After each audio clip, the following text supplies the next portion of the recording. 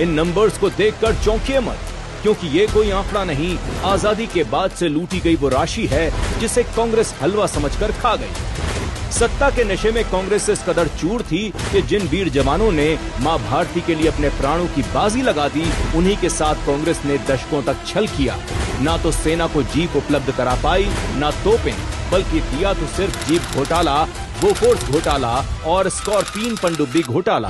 वहीं आज जो कांग्रेस खुद को युवाओं का हितैषी बताने का ढोंग करती है, उसी कांग्रेस ने अपने शासन में बीएचयू फंड घोटाला किया और फिर खिलाड़ियों के भविष्य को भ्रष्टाचार के कीचड़ में धकेलते हुए 2010 में कॉमनवेल्थ गेम्स में करोड़ों का घोटाला किया, जिससे पूरे विश्व में भारत की किरकिरी हुई।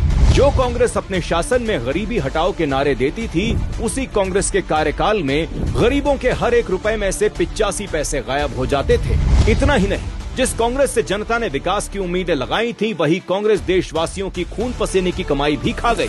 खुद की तिजोरियां भरने के लिए कांग्रेस सरकार में आजाद देश का पहला वित्तीय घोटाला हुआ, तो वहीं कोयला घोटाला करके देश के खजाने को सबसे बड़ा नुकसान पहुंचाया गया। इसके अलावा 2G स्पेक्ट्रम घोटाले ने भी करप्शन के सारे रिकॉर्ड तोड़ दिए थे।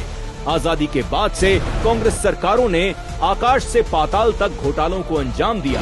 कांग्रेस ने देश के दलित, आदिवासी, पिछड़ा, गरीब, किसान, महिला, नौकरी पेशा और यहाँ तक कि सेना को भी अपनी लूट का शिकार बनाया और उनके हक को हलवा समझकर खा गई। नेशनल हेराल्ड मामले में बेल पर बाहर घूम रहे राहुल गांधी कांग्रेस के अनगिनत घोटालों पर पर्दा डालने के लिए भले ही झूठे बयान देकर भ्रम फैलाने की लाख कोशिश करें, लेकिन देश की जनता ये बात अच्छी तरह से समझ चुकी है कि कांग्रेस की नीयत हमेशा से ही सत्ता में रहकर हलवा खाने वाली रही है।